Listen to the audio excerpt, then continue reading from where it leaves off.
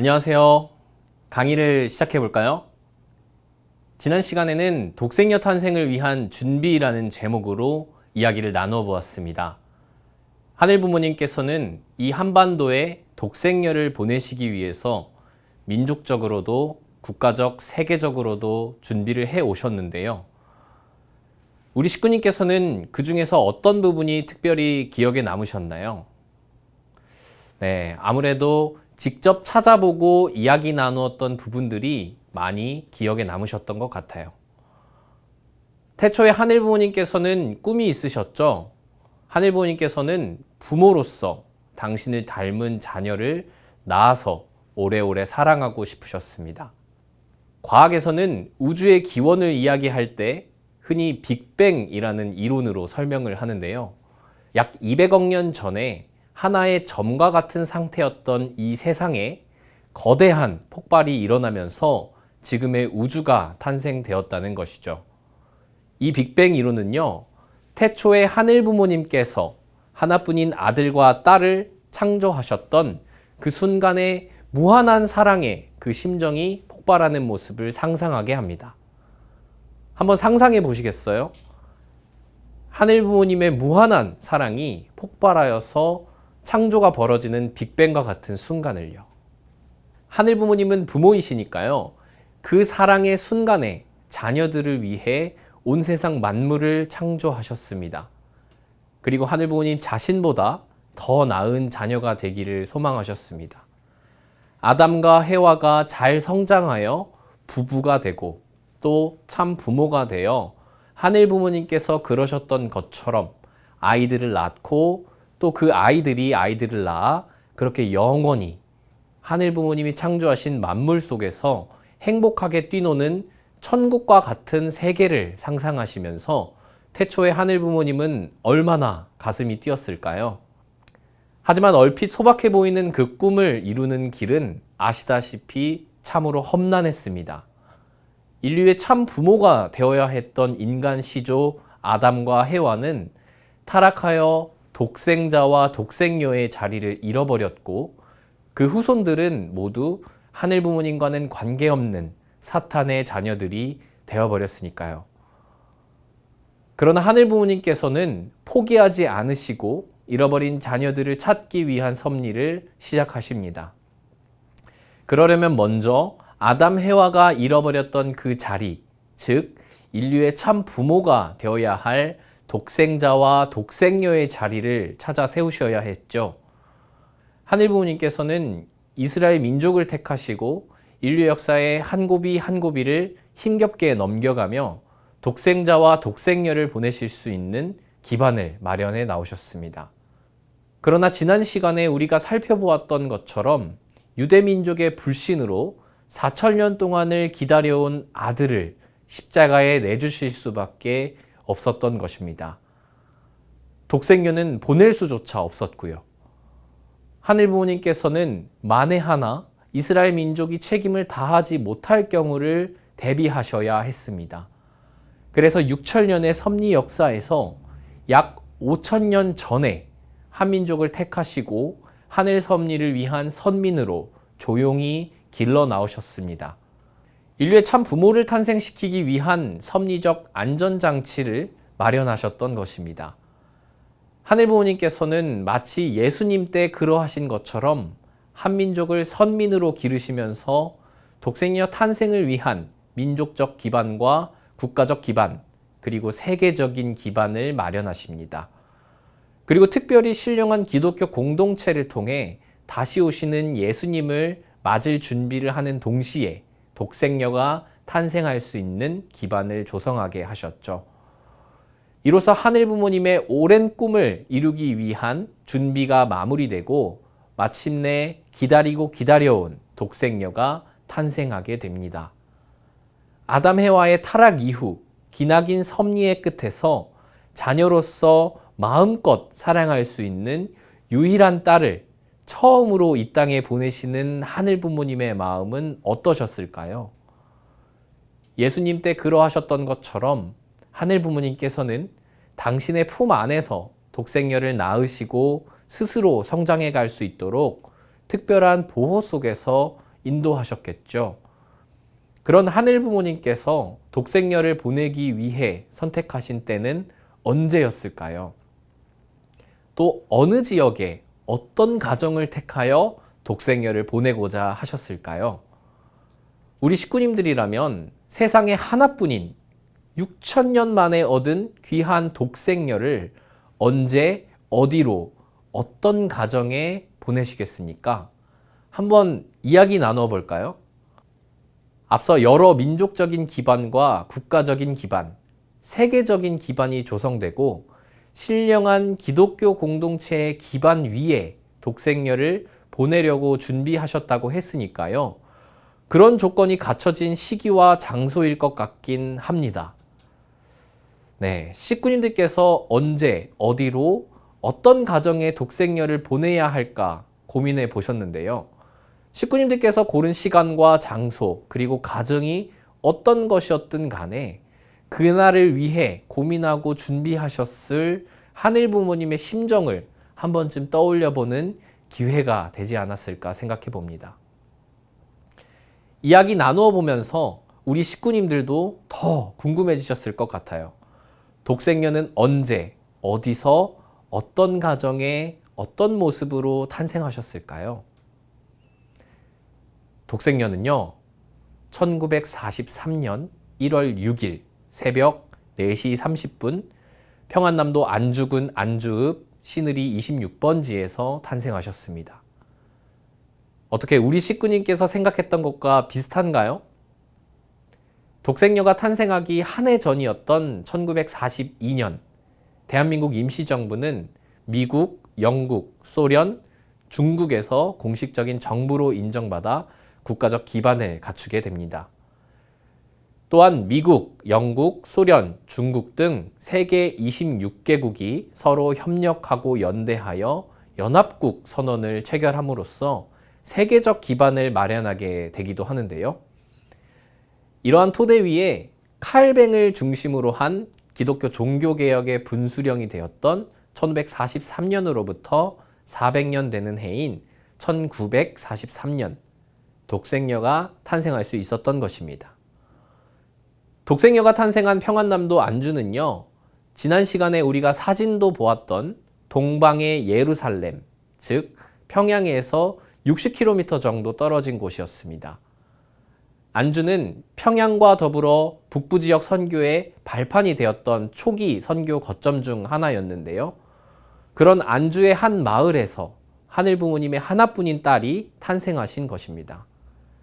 집 뒤에는 야트막한 산이 있고 앞으로는 개울이 흐르고 뒷뜰에는 식구들이 먹을 키 큰 옥수수가 자라던 포근하고 따뜻한 곳이었습니다. 하늘 부모님께서는 독생녀를 어떤 가정에 보내셨을까요? 독생녀는 다시 오마 하신 예수님, 즉 재림주님을 만나기 위해 독실한 신앙을 하는 가정에서 탄생하시고 성별된 환경, 즉 하늘편으로 완전히 분립된 환경 속에서 성장하였습니다. 지난 시간에 함께 이야기 나누었던 것처럼요, 당시 세계적으로 전개되었던 성령운동은 한국 기독교의 부흥으로 연결되었고 특히 기독교 신령 공동체의 정성의 기반으로 이어졌습니다. 당시 기독교 신령 공동체들은 다시 오마 하신 예수님께서 성경에 쓰인 대로 하늘에서 구름을 타고 오시는 것이 아니라 육신을 가진 채로 이 한반도에 오신다는 계시를 받고 정성을 들이고 있었는데요. 하늘 부모님께서는 이러한 신령 공동체 가운데 독생녀를 보내실 3대 동녀의 가문을 준비하셨습니다. 독생녀를 맞이하기 위해 준비된 기독교 정성의 기반이 독생녀를 보내기 위한 가정적인 기반으로 연결된 것이죠. 신령 공동체에서 특별한 정성의 기반을 쌓아온 이 가정은 외할머니와 어머니, 독생녀까지 3대가 모두 딸 하나인 동녀의 가문이었는데요. 하늘 부모님께서는 당시 가부장적인 조선 사회에서도 이들이 외가에서 함께 생활할 수 있도록 준비하셨습니다. 외가인 영변조 씨 가문에는 대대로 전해 내려오는 이야기가 있었는데요. 바로 달래강 미륵불상 이야기입니다. 옛날에 중국 사신을 맞이하기 위해 달래강이라는 강에 다리를 놓아야 하는데 나라에 돈이 없었던 거예요. 그래서 나라에서 방을 붙여서 그 강에 다리를 놓아줄 사람을 찾았다고 합니다. 그때 조환준이라고 하는 할아버지가 자신의 사제를 털어서 배가 지나다닐 수 있을 만큼의 커다란 돌다리를 놓았다고 하죠. 그런데 그날 밤 꿈에 하얀 옷을 입은 할아버지가 나타나 한준아, 네 공이 크구나. 너희 가문에 공주를 보내겠노라 라고 하는 거예요. 꿈에서 깨어 나가보니 언덕 위에 돌보살이 하나 세워져 있었다고 합니다. 옛날에 보살은 여자를 상징했는데요. 많은 사람들이 말을 타고 가다가도 그 보살 앞에서는 꼭 내려서 큰 절을 하고 지나가곤 했다고 합니다. 결국 이 가문에 6천년 만에 독생녀가 탄생하셨으니 그 꿈이 이루어진 셈이 되겠습니다. 독생녀를 맞이하기 위한 정성의 기반은 신령 공동체를 중심으로 독실한 신앙을 해온 조원모 외할머니로부터 홍순의 대모님으로 이어졌습니다. 대모님은 독생녀의 어머니를 말하는데요. 홍순의 대모님은 19세까지 장로교를 다니다가 어머니인 조원모 할머니의 인도로 신령 공동체와 인연이 되어 다시 오마하신 예수님, 즉 재림주님을 맞이하기 위한 신앙생활에 헌신하였습니다. 신령 공동체에 막 인연이 된 19세부터 신령 역사를 일으키는 황국주 전도사 일행을 만나 안주에서 신의주까지 밤낮으로 백리길을 걸으면서 전도를 했다고 하는데요. 어느 날 고향으로 돌아가라 라고 하는 계시를 받게 됩니다. 집으로 돌아와 보니 안주에 이용도 목사의 새 예수교회가 세워져 있었습니다. 지난 시간에 남성형 신령 공동체와 여성형 신령 공동체가 나타나서 다시 오시는 예수님을 맞이하기 위한 부흥운동을 전개한다고 말씀드렸는데요. 이 새 예수교회를 세운 이용도 목사가 남성형 신령 공동체의 대표적인 인물 중 하나입니다. 조원모 할머니와 대모님은 1933년부터 3년간 이용도 목사가 세운 새 예수교회에서 재림주님을 맞이하기 위해 매일을 울면서 회개하고 기도하는 생활을 하게 됩니다. 이후 1936년부터는 여성형 신령 공동체의 대표적인 인물이었던 김성도 부인이 인도하는 성주교단에서 신앙생활을 이어가게 되는데요. 그 일화도 참 신기합니다. 조원모 할머니가 먼저 성주교단에서 김성도 부인을 만나 은혜를 받고 대모님에게 가볼 것을 권하였는데요. 가지 않으셨거든요. 그러던 어느 날 대모님이 잠자리에 막 들려고 하는데 순애야 하고 부르는 소리를 듣습니다. 혹시 방금 집까지 데려다 주고 간 친구인가 해서 얼른 옷을 입고 달려나가 보았는데 아니었죠. 어머니가 가보라고 하신 말씀을 듣지 않으니 주님이 나를 직접 부르시구나 하고 깨달으신 대모님은 새로운 것을 쫓아간다며 좋지 않은 말들을 할까봐 아무에게도 알리지 않고 성주교단의 김성도 부인을 찾아가게 됩니다. 그 후로 8년간 신앙생활을 해 나오는데요. 그 기간에 예수님께서 십자가에 돌아가시기 위해 오신 것이 아니었다라고 하는 사실과 예수님께서 다시 오실 때는 인간의 몸으로 이 한반도에 태어나신다는 사실도 알게 됩니다. 이후 김성도 부인이 일본 경찰의 고문으로 사망하자 그 사명을 계승한 허호빈의 복중교에서 조원모 할머니와 함께 재림주님을 맞이할 준비를 하게 됩니다. 이렇게 기독교와 신령 공동체에서 독실한 신앙생활을 해온 조원모 할머니와 홍순의 대모님 모녀가 하나 되어 협조한 토대 위에 독생녀가 탄생될 수 있는 가정적인 기반이 조성되게 됩니다. 독생녀의 아버지는 어떤 분이셨을까요? 대부님은 독생녀의 아버지를 말하는데요. 한승훈 대부님은 1933년 이용도 목사가 새 예수교회를 설립할 때 중앙선도원 교육국 책임자를 맡고 계셨습니다. 이용두 목사와 그 뒤를 이은 이호빈 목사 등과 교류하며 새 예수교회의 교육을 책임질 정도로 깊은 신앙을 가지고 있었죠.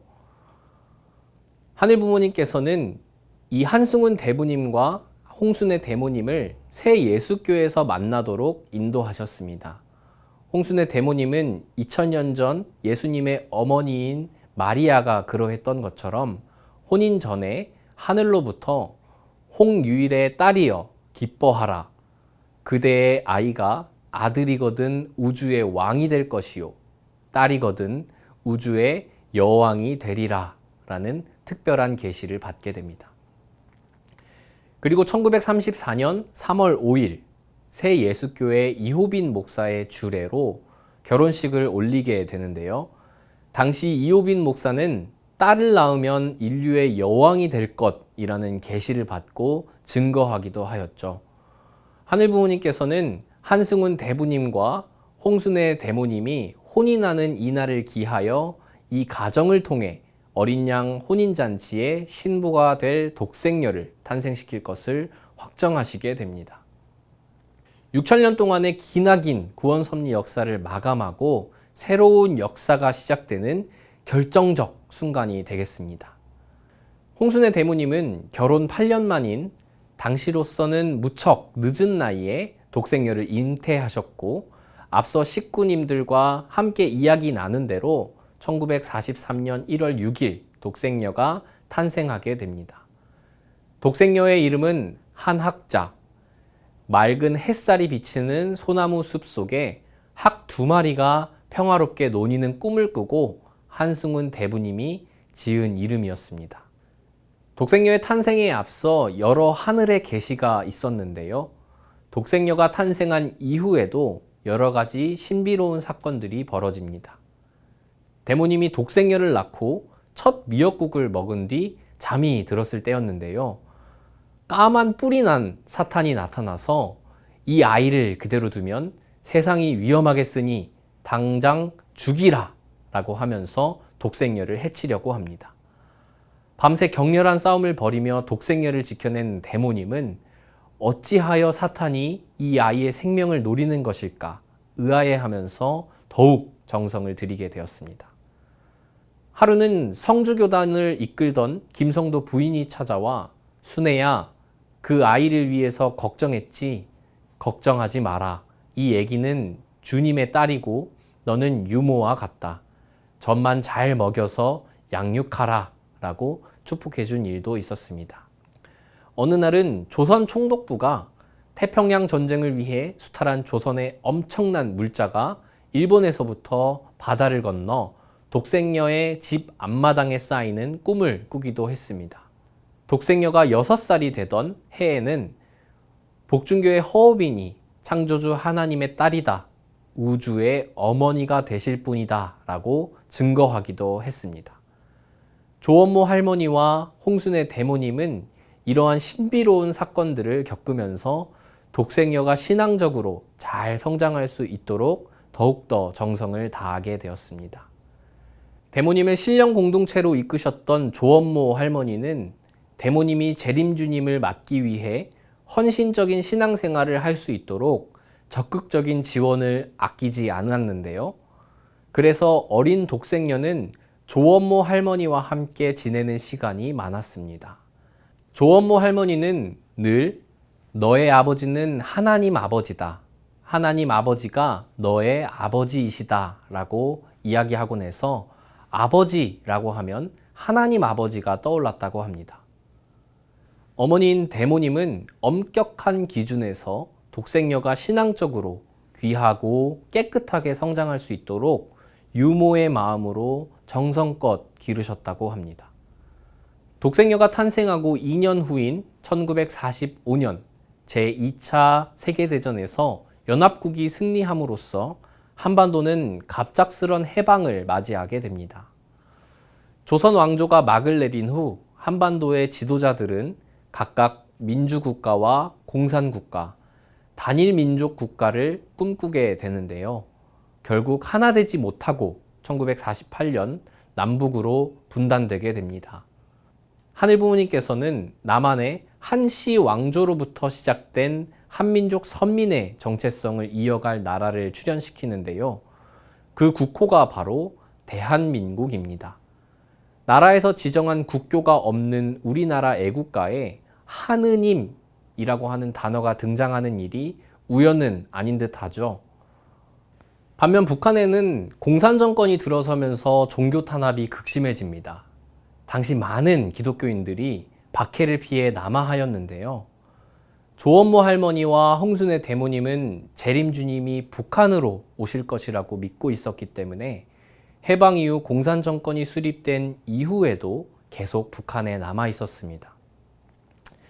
6000년의 섭리 역사 가운데 언제나 그러하셨듯이 하늘 부모님은 부모이시기 때문에 자녀인 독생녀가 스스로 잘 성장하여 어린 양 혼인잔치에 나아갈 것을 스스로 결단할 때까지 기다리셔야만 했습니다. 그러나 그때까지 공산 치하에서 독생녀가 성장하게 할 수는 없었기 때문에 하늘 부모님께서는 이들이 남한으로 내려가도록 인도하셨습니다.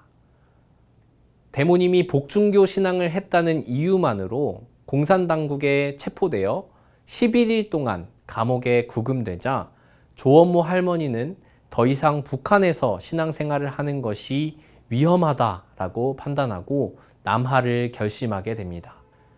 게다가 당시 일본에서 유학생활을 마치고 돌아온 독생녀의 외삼촌이 남한 국군에 입대하게 되면서 북한에서는 더욱더 목숨을 부지하기가 어려운 상황이 되었죠. 결국 조원모 할머니와 대모님 그리고 독생녀까지 3대가 함께 남하하게 됩니다. 남하하는 과정에서 인민군에게 붙잡혀 빈집 헛간에 갇혔다 풀려나기도 하고 38선을 넘으면서는 남한 군인이 총뿌리를 겨누는 등 일촉즉발의 위기 상황에 놓이기도 했는데요. 남하하는 길 위에서도 이들은 하늘 부모님을 향해 삼배 경배를 하면서 기도와 정성을 이어갔습니다. 한 번은 38선을 막 넘어섰을 때였는데요. 아직 아이였던 독생녀가 이제 남한 노래를 불러도 되죠? 하고는 갑자기 노래를 부르기 시작했다고 해요. 마침 건너편에는 남한 군인들이 인기척을 느끼고 총뿌리를 겨누고 있었던 상황이었는데 아이의 노랫소리를 듣고 총을 거두었다고 합니다. 그리고는 서울까지 갈 여비까지 챙겨주었다고 하네요. 하늘부모님께서는 그렇게 독생녀 가정이 무사히 남하하여 서울의 외삼촌을 만나도록 인도하셨습니다. 그리고 곧이어 1950년 6.25 전쟁이 발발하게 됩니다. 북한은 아무런 선전포고 없이 38선 이남으로 진격하면서 전쟁을 시작합니다. 이틀 뒤인 6월 27일 독생녀 가정도 피란길에 오르게 되는데요. 밤비를 맞으며 한강을 향해 걸어가는데 아직 어린 독생녀가 조원모 할머니의 옷자락을 잡아당깁니다. 갑작스런 아이의 행동에 조원모 할머니는 잠시 하늘을 보며 생각에 잠겼다가 가던 길을 멈추고 집으로 돌아가게 되는데요.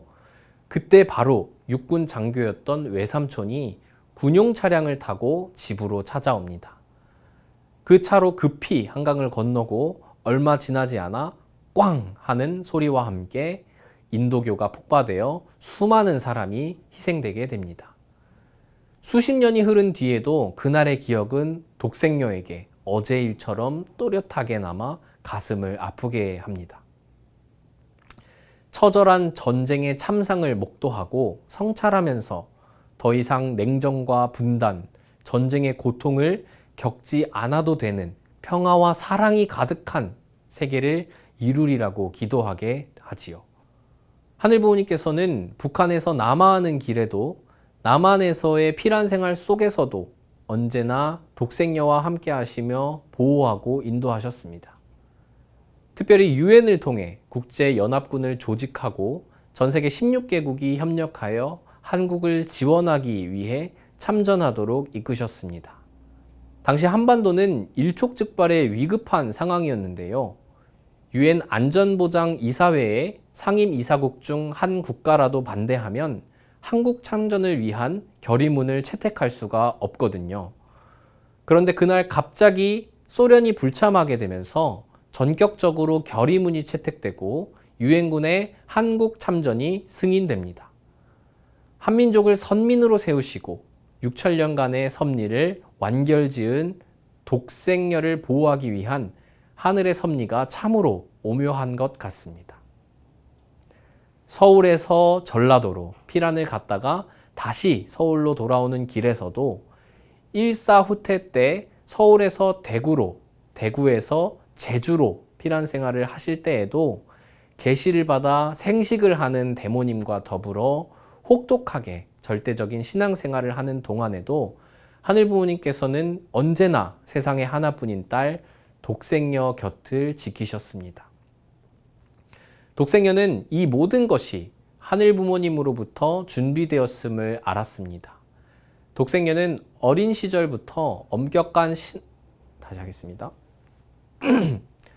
독생녀는 이 모든 것이 하늘 부모님으로부터 준비되었음을 알았습니다. 독생녀는 어린 시절부터 엄격한 신앙생활을 하면서 하늘 부모님을 아버지로 모시고 성장하였습니다. 피란 생활 이후 춘천과 서울에서 초등학교와 중학교를 마치고 성요셉 간호학교 기숙사에서 생활하게 되었을 때도 세상과 타협하지 않고 수녀와 같이 정결한 생활로 하늘이 인도하시는 신앙의 길을 따라 성장하셨습니다. 특히 성경을 읽으면서 잃어버린 자식을 찾기 위해 한없이 먼 길을 돌고 돌아온 하늘 부모님의 구원 역사에 눈물 흘릴 수밖에 없었다고 합니다. 독생녀는 그런 하늘 부모님의 한을 회원해드리겠다는 꿈을 간직하고 있었습니다. 독생녀로 탄생하여 하늘 부모님이 창조하신 원리에 따라 스스로 순결하게 성장하고 하늘 부모님과 심정적으로 하나 되어야 할 책임을 완성한 독생녀에게 하늘 부모님은 1959년 가을이 지나갈 무렵 직접 나타나십니다. 그리고는 나는 알파와 오메가이니 창세 전부터 우주의 어머니를 기다려왔다 라고 말씀하시면서 어린 양 혼인잔치의 때가 왔음을 알리시게 됩니다. 독생녀는 하늘이 6천년 동안 기다려온 딸로서 그 오랜 세월 동안 한결같이 인류의 곁을 지켜온 하늘 부모님의 심정을 느끼며 내가 지금 결단해서 나서지 않으면 안 되겠구나. 내가 하겠다 하고 스스로 결단하게 됩니다. 하늘 부모님이 보내신 하나뿐인 딸로서 하늘의 뜻을 이루기 위해 희생해야 할 것을 알고 그 뜻에 순종하는 마음으로 다시 오마하신 예수님과의 성혼식을 준비하게 됩니다. 독생녀는 어린 양 잔치 이후 참 부모가 되어 걸어가야 할 노정이 가늠하기조차 어려운 험난한 가시밭길이라는 것을 알았습니다. 당시 17세라는 어린 나이에 그 길을 스스로 선택하기란 참으로 두려운 일이었지만 하늘 부모님의 유일한 딸로 태어난 내가 아니면 6천년간 기다려오신 하늘 부모님의 그 슬픈 심정을 회원해 드릴 사람이 없기 때문에 독생녀로서 모든 것을 책임지고 오직 하늘 부모님을 위하여 세계 인류를 구원해야 할 사명을 다하겠노라고 수없이 되새기며 어린 양 혼인잔치의 자리에 나아갑니다. 이는 하늘 부모님의 꿈을 내 당대에 이루어 드리겠다는 일념으로 인류 최초의 참 부모이자 인류의 참 어머니로서 하늘 부모님을 부모로 알아보지 못하는 인류를 구원하고 평화 세계를 이루어 가겠다고 스스로 결단하여 내디딘 첫 걸음이었습니다. 독생녀는 그렇게 인류의 참 어머니로서의 삶을 출발하셨습니다. 하늘 부모님을 이 세상 누구보다도 사랑했던 딸, 서양 고전 문학을 좋아하고 친구와 함께 전원 생활을 꿈꾸기도 했던 17살의 독생녀는 슬픈 하늘 부모님의 심정을 그 누구보다 잘 알았기에 스스로 결단하여 인류의 참 어머니가 되는 길을 선택하여 나아갑니다. 그 결과 인류는 6천년 동안 그 누구도 알지 못했던 하늘 부모님의 하나뿐인 딸, 독생녀에 대해 알게 되었고 반쪽뿐인 하늘 아버지를 하늘 부모님으로 온전히 모실 수 있게 되었습니다. 지난 6천년 역사에서 인류가 단 한 번도 갖지 못했던 어머니를 비로소 갖게 된 것이죠. 자, 이제 하늘 부모님께서는 다시 오마하신 예수님과 독생녀의 어린 양 혼인잔치의 때가 왔음을 알리셨습니다. 그리고 독생녀는 하늘 부모님을 위하여 인류의 참 어머니의 자리에 나아갈 것을 결단하였습니다. 하지만 독생자 예수님이 그러했던 것처럼 독생녀 혼자서는 참부모 이상을 완성할 수 없죠. 이미 우리가 알고 있는 것처럼 반드시 다시 오마하신 예수님을 만나서 성혼하여 참부모의 자리에 나아가야 합니다. 그렇다면 신령 공동체에서 예언한 대로 다시 오마하신 예수님이 2000년 만에 이 땅에 재림하셨을까요? 다시 오신 예수님은 언제, 어떤 모습으로 오셨을까요?